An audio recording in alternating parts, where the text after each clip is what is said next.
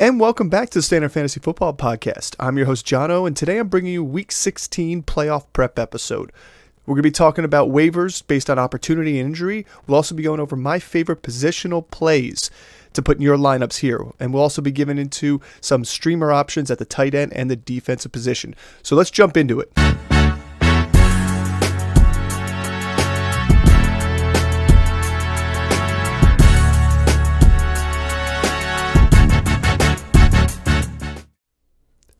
Alright, so let's talk about some waiver options here. Since it's playoff time, there's not a ton of waivers since there's no bye weeks. And based on waivers, it's really only going to be injury related. So first things first, let's talk about the couple that are injury related. We'll talk about Keaton Mitchell. He ended up tearing his ACL and maybe even more on a play in the night game, Sunday night game. So Justice Hill is back on our radar for a waiver wire pickup. If you were a Keaton Mitchell owner, or if you're just somebody out there that is playing against a Keaton Mitchell or Gus Edwards owner or anything like that, you may want to go out and get Justice Hill. When he came in, he ended up going 5 rushes for 23 yards. We know he is good in the pass game for this team as well. Is he a locked and loaded start when you pick him up? I don't think so. There's definitely better options, but it is somebody to link onto if there is any injuries going into the week.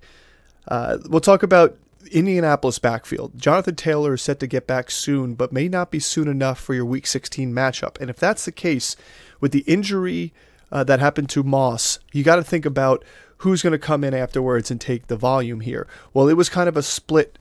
It was Tyler Goodson and Trey Sermon. Trey Sermon got the load on the ground. He was able to do most of his rushing there. Goodson got some good rushing as well as receiving options. Sermon led the backfield on 17 carries for 88 yards. Goodson was able to get 11 carries for 69. He had some receptions out the backfield. I like both these options. They do play Atlanta this week, who is tougher on the rush. However, we just saw Chuba Hubbard be able to put up some good fantasy value here. So I like taking a chance at both of them. If I had to pick one, I'd say probably Tyler Goodson, just for the sheer fact he's still got double-digit carries and he saw receptions out the backfield, so you get some opportunity for more touches. But I do like Trey Sermon too as well for his ability to get the volume and touches on the rushing game. And if they get near the goal line and they want to try and rush him in, he should be able to do it with his size. So I'll leave that up to you guys, which one you like more. To me, like I said, Goodson may be the one that I'm leaning towards, and Chris may agree with me there too as well. Let's move on to three other waiver options. One more running back here, and that's going to be Chase Brown. He was on our episode previous. He's going to stay on our episode because he's still getting great touches out the backfield for the Cincinnati Bengals. This past game, he was 7 for 23 yards, and he had 3 receptions as well. Mixon only had 3 receptions. Obviously, Mixon had double-digit carries. I believe he had 10, but Mixon is the guy here. He's going to be the guy at the goal line, but Brown is going to be mixed in early and often. It's not just going to be on third downs only. It's not just going to be late in the game or 2-minute drills or anything like that. They're swapping these guys out here and there. It's keeping both Joe Mixon fresh and adding a little bit of speed to that backfield. So I do like Chase Brown as a good flex option moving forward. Let's talk 2 receivers off the waiver wire. We just saw Josh Palmer blow up, and we'll see what happens here with Keenan Allen in another week. But even if Keenan Allen is in, I still like Josh Palmer.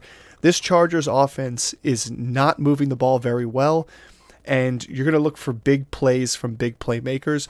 Palmer had that in a big 70-plus yard touchdown reception, but he still was able to log over 100 yards receiving on top of that total. So I still like his opportunities. He's 39% owned in sleeper leagues, so there's plenty of opportunity to go grab him. If he's out there, he is worth the stash. If you're a Keenan Allen owner, definitely go look for him because he seems to have value, even a team that's being led by Easton Stick. If you are not a Keenan Allen owner or you're facing against Keenan Allen, it's still worth a pick here because he is a good flex opportunity. He may have a better matchup than some other people coming up this week. And the last one that I want to put out there is Dontavian Wicks, who ended up almost having 100 yards. He was just shy. I believe he had 96 yards in this game for the Green Bay Packers. If there's no Watson again, and if there's no Jaden Reed due to his toe injury, I think there's an opportunity for him to kind of take the helm over Romeo Doubs. He definitely garnered more targets and opportunities, especially in some tough situations and third down options. Jordan Love's been going his way. So I do kind of like him as an opportunity too. He's a flex play at best, but it is something to watch because if you're in deeper leagues, 3 wide receiver leagues, or you never know injury-wise what can happen leading up, or illness leading up to the week, you want to be prepared. That's it for our waivers. Let's move on to my favorite matchups. And we'll start with the quarterback position. The 3 guys that I like are Justin Fields against Arizona. We just saw what Brock Purdy was able to do. And I just think Justin Fields, this could be one of those games where he goes for 30 to 40 points again, like he did earlier this season. He looked pretty decent against a tough defense in Cleveland. However, they just weren't able to get it done. That being said, I think this is going to be a little bit easier of a time for him in Arizona. I also like Derek Carr. Derek Carr showed up against a Giants team that has been rolling pretty well on defense and has been moving the ball well on offense. Not only did the defense help Carr out there, but Carr was able to still go for 3 touchdowns. And when his team is healthy, if they get Olave back, that's even another plus matchup for him against the Rams, where they may be going tit for tat depending upon if Matt Stafford could keep rolling in that offense. And then the last one's going to be Baker Mayfield, the QB1, the leader in points this past week. He plays Jacksonville, a team that's beat up, and a team that could possibly be without Trevor Lawrence, who seemed to leave the game early. I believe they said it was with a concussion. More to come on the Trevor Lawrence, so we'll update that during the week in a short. But Baker Mayfield had a fantastic week, and he goes up against a Jacksonville defense that is weakest against the pass. And they have been weak against the run as of late too, but weakest against the pass. So I like this here. It's a game that's must win for Baker and Tampa Bay because they want to keep their playoff hopes alive and get into there and win that division. In terms of running backs here, I know it was a terrible week for this guy here, but he has a matchup that we're really going to like and try to exploit, and that's Breece Hall against Washington. Washington is terrible on defense against everything, and we saw that. Kyron Williams, Matt Stafford, Cooper Kupp, these guys had a heyday for them against Washington defense. I expect the same thing for Breece Hall, especially because who knows if Zach Wilson comes out and starts. It sounds like he may still be the starter, but he's injured. So if he doesn't play, you may have Simeon out there. You may have somebody else that comes in. So I doubt it's going to be Aaron Rodgers. And if it is Aaron Rodgers, I still love Breece Hall. So fire up Breece Hall. Feel comfortable this week. If you were make it to your next round of playoffs this past week with a poor performance from him, feel lucky because you should lock and load and fire him up this week. I also like James Cook. This guy in the past couple weeks has been on fire. They're finally using him the way he should be used, the way that the Georgia Bulldogs used him in college. More, in fact, because he's rushing the ball a lot more, not swapping out as much. But he is explosive with the ball in his hands, takes a lot of pressure off of Josh Allen, helps this team move the ball down the field. And it does hurt the receivers in Buffalo. Because of his receiving game, he's able to catch the ball downfield in deep routes. He's able to catch the ball out the backfield and make people miss. And he's been finding the end zone, especially in the red zone area. So load him up against the Chargers this week, a team that is just down, out, and done for the rest of the season. And Buffalo needs to win everything. If they could do that against Dallas, I'm excited to see what Cook could do against the Chargers. And my last one here is another guy that's sneaky every single week. Finds either a way to get in the end zone or close to 100 all-purpose yards, and that's Chuba Hubbard. We know they're the worst team in the NFL, but they are going against Green Bay, who is one of the worst in the NFL against the run. And what do the Panthers have going for them? Their running game. So fire up Chuba Hubbard here. Feel comfortable as an RB2 option. If he gets in the end zone too, he could get you into the top 12 running back fantasy numbers this week as an RB1. Wide receiver matchups I like here. I like Jordan Addison and Justin Jefferson this week. They're playing Detroit. This could be a game that may be higher scoring than you think.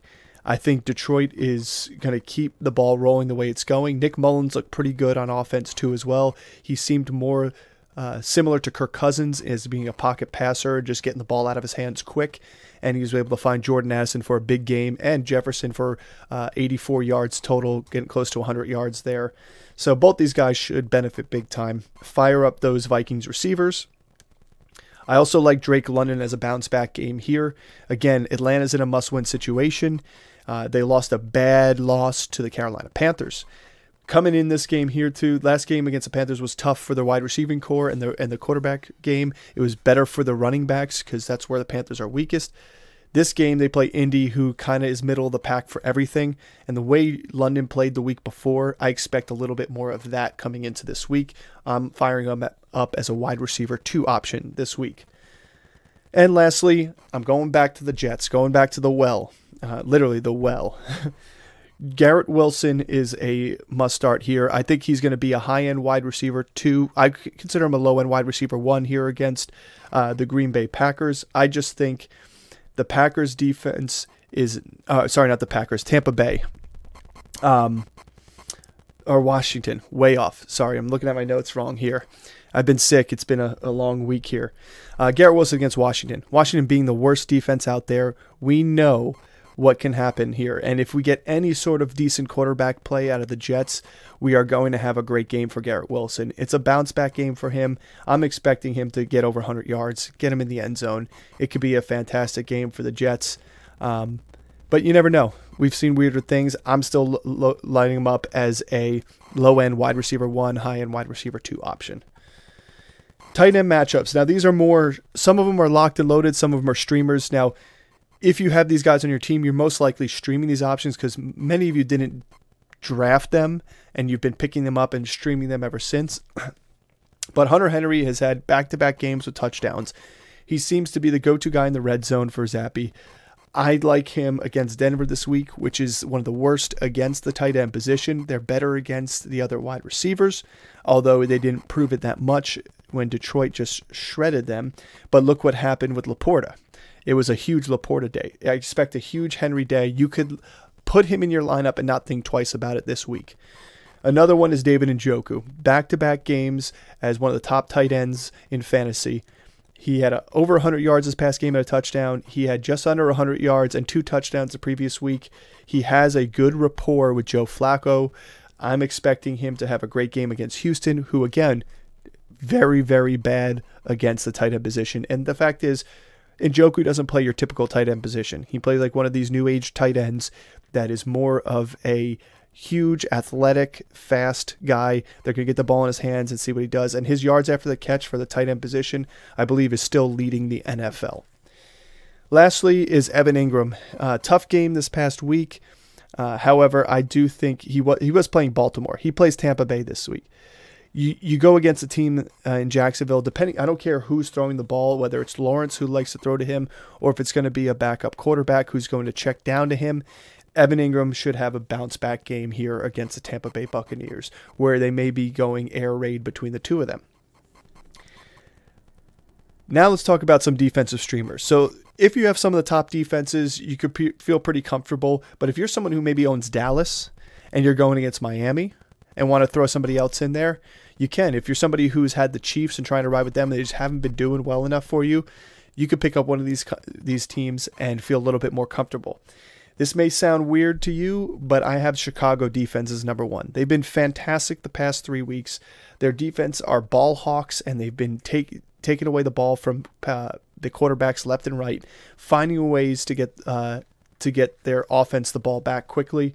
They are in a good matchup this week against Arizona, a team that struggled this past week in takeaways and struggled in scoring the ball. I like Chicago. I also like Cincinnati. That's another one here that I think when looking at the way they've been playing, they're a team that now all of a sudden is a playoff contender. And when you're a playoff contender, your defense starts to tighten up a little bit and get a little bit better and keeping the ball in your offensive hands. So when looking at the Bengals this week, they end up going against the Pittsburgh Steelers, who are going to be playing Mason Rudolph. So this is going to be his first start for the week. They're benching Trubisky, no Kenny Pickett. I expect to be there some bumps and bruises along the way and learning for Rudolph to get back in this lineup. Expect the Bengals to be able to get a couple takeaways here and keep this game low scoring for Pittsburgh. And then the last one here, they've been terrible the past couple weeks. I just can't not go to the Packers in the defensive matchups that they have here. Yeah, Buccaneers, they gave up big game versus them. The Giants, they should have done much better against, but they did well against the Chiefs and Detroit previous to that. They are playing Carolina, the lowest scoring offense in the league. I've got to just put all my marbles in that basket and go for Green Bay defense here if you have them. Again, if you're in a situation where you're streaming defenses, or there's other leagues out there that already are gobbled up all the defenses and multiple people own multiple defenses, Green Bay's one to go out and grab that somebody may have dropped based on their performances the past couple weeks. But they are a team that's looking to try and make the playoffs, and they usually have a pretty darn good defense, and they've shown it this season already.